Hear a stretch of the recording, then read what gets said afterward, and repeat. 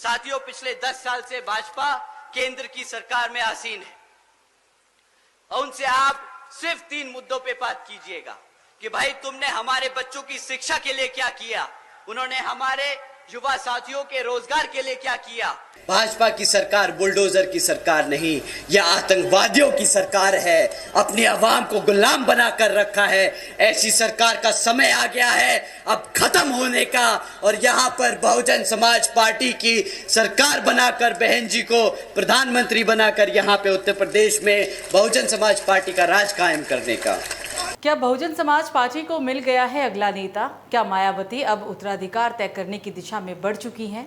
इस वीडियो में जानिए मायावती के उस बयान और राजनीतिक चाल का विश्लेषण जो इशारा कर रही है कि बीएसपी में नेतृत्व परिवर्तन की ओर। देखिए पूरी रिपोर्ट।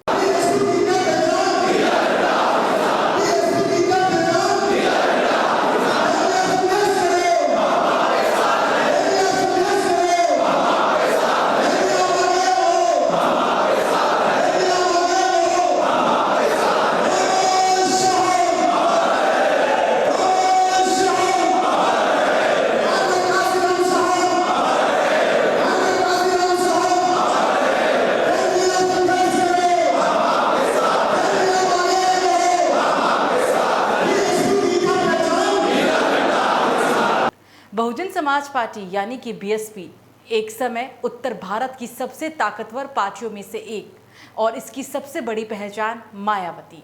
लेकिन अब एक बड़ा सवाल खड़ा हो रहा है, क्या मायावती ने बीएसपी के भविष्य का वारिस तय कर लिया है? हाल ही में मायावती ने एक प्रेस कॉन्फ्रेंस में जो कहा वो सिर्फ एक बयान नहीं था बल्कि एक बड़ा सियासी संकेत था। उन्होंने साफ कहा कि अब पार्टी को आगे ले जाने की जिम्मेदारी नए नेतृत्व को भी मिलनी चाहिए। बहुजन समाज पार्टी यानी कि बीएसपी में आकाश आनंद को मुख्य कोऑर्डिनेटर बनाए जाने को उनकी धमाकेदार एंट्री के रूप में भी देखा जा रहा है। भले ही बसपा सुप्रीमो मायावती ने उन्हें अभी तक अपना उत्तराधिकारी घोषित ना किया हो, लेकिन अन्य तीनों राष्ट्रीय कोऑर्डिनेटरों को उनके अधीन करके उन्होंने ये स्पष्ट संदेश दे दिया है कि उनके बाद पार्टी की कमान आकाश आनंद के हाथों में ही होगी। अब ये तीनों राष्ट्रीय कोऑर्डिनेटर सीधे आकाश आनंद को ही रिपोर्ट करेंगे। बसपा सुप्रीमो मायावती ने एक नया प्रोग्राम करते हुए पहली बार देश को 3 जोनों में विभाजित किया है।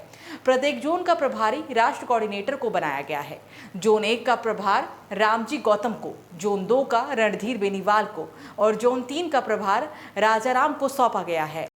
साथियों, बीजेपी का तो कोई तख्त ही नहीं बनता इधर घुसने का, कोई वक्त ही नहीं है अब उसका। वो कहते हैं ना, जिसका सूरज चढ़ता है, जब सूरज चढ़ता है तो ढलता भी है। अब समय आ गया है इस भारतीय जनता पार्टी का सूरज ढलने का और इसको डुबाएगा समुद्र में ये बहुजन समाज पार्टी का नीला समंदर। मायावती के इस फैसले से ये साफ हो गया है कि आकाश आनंद के नेतृत्व में तीनों राष्ट्र उपाध्यक्ष अब काम करेंगे।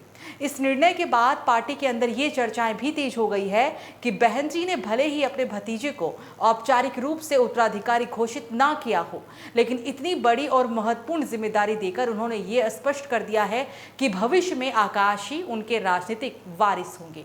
ये कदम पार्टी के भविष्य की दिशा और नेतृत्व की अगली पंक्ति को लेकर चल रही अटकलों पर विराम लगाने वाला भी माना जा रहा है।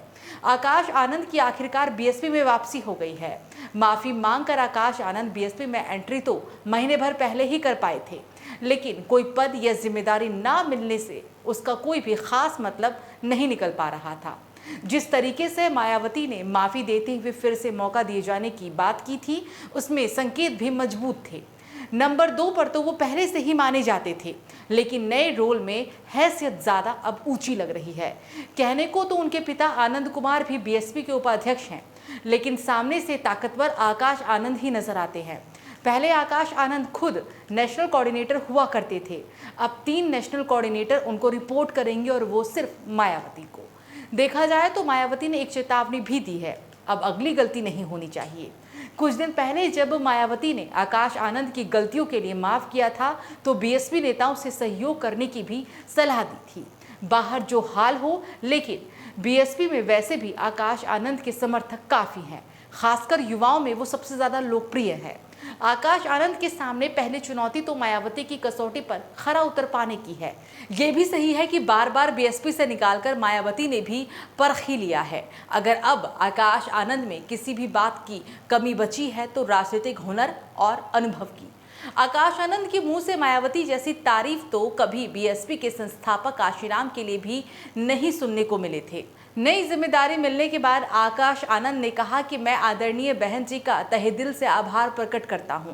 मेरी गलतियों को माफ किया और एक अवसर दिया कि मैं बहुजन मिशन और मूवमेंट को मजबूत करने में अपना योगदान दूं।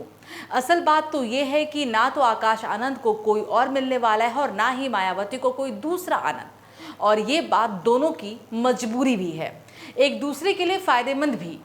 बीएसपी का सबसे बड़ा जनाधार यूपी में ही है, लेकिन मुश्किल ये है कि वोट बैंक सिकुड़ता ही जा रहा है और आलम अब ये हो चला है कि वोट शेयर घटते घटते 9 से 3% तक पहुंच गया है। बीएसपी के संस्थापक काशीराम के साए में मायावती पार्टी को सत्ता दिलाई। काशीराम के जाने के बाद मायावती ने उनका उत्तराधिकार तो अच्छे से संभाला ही, 2007 में सोशल इंजीनियरिंग करके अकेले दम पर बहुमत की सरकार भी बना ली थी। लेकिन 5 साल सरकार चलाने के बाद मायावती सत्ता में बीएसपी की वापसी नहीं करा पाई। तब से संघर्ष अभी तक जारी है और वो भी आगे अब बढ़ता ही दिख रहा है। मायावती का दुलार तो आकाश आनंद को बचपन से ही मिलता आया है। बुआ की बात तो वो कभी भी नहीं काटते हैं। जहां शादी तय कर दी, चुपचाप तैयार हो गए और शादी भी कर ली। मायावती ने भी शादी कराई और गुस्सा भी आकाश आनंद के ससुर पर ही हुई। बीएसपी से एक साथ ही दोनों को बाहर भी कर दिया, लेकिन आकाश आनंद के माफी मांगने पर पार्टी में भी उन्हें वापस ले लिया और पहले से एक बड़ा पद भी दे दिया। मुख्य नेशनल कोऑर्डिनेटर का पद भी आकाश आनंद के लिए ही बनाया गया। आकाश आनंद को भी मायावती ने बीएसपी से वैसे ही निकाला जैसे बाकी नेताओं को बाहर का रास्ता दिखाया करती हैं, लेकिन आकाश आनंद ने पलटकर वैसा कुछ नहीं किया जैसे बीएसपी से पहले निकाले गए नेताओं के मुंह से सुनने को मिलता रहा है। ऐसे सारे ही नेता मायावती पर पैसे लेकर टिकट देने से लेकर कई तरह के आरोप लगाते रहे हैं, लेकिन आकाश आनंद तो अपना सब कुछ ही बताते हैं। राजनीतिक गुरु, आदर्श और नेता कहने को तो आकाश आनंद को भी मायावती का वैसे ही सपोर्ट मिल रहा है जैसे मायावती को कभी काशीराम का मिला था। लेकिन वक्त बदल चुका है। अब मायावती भी उस स्थिति में नहीं रह गई हैं जैसा दबदबा दलित समाज में काशीराम का हुआ करता था। मायावती के साथ अब दलितों में भी सिर्फ उनकी जाटव बिरादरी के वोटर ही बच पाए हैं, और उसमें भी भीम आर्मी वाले चंद्रशेखर आजाद हिस्सेदार होने का दावा करने लगे हैं, जिन्हें मायावती के राजनीतिक विरोधियों का भी समर्थन हासिल है। बता दें कि लोकसभा चुनाव में मायावती ने आकाश आनंद को उसी मोर्चे पर लगाया था। आकाश आनंद ने चंद्रशेखर आजाद के खिलाफ ही चुनाव कैंपेन की शुरुआत भी की थी, लेकिन ना तो चंद्रशेखर आजाद को चुनाव जीतने से रोक पाए और ना ही बीएसपी उम्मीदवार की जमानत ही बचा पाए।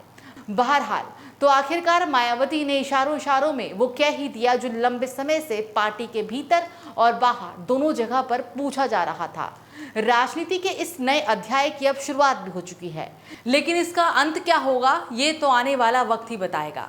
आपका क्या मानना है, आप हमें कमेंट में जरूर बताइएगा।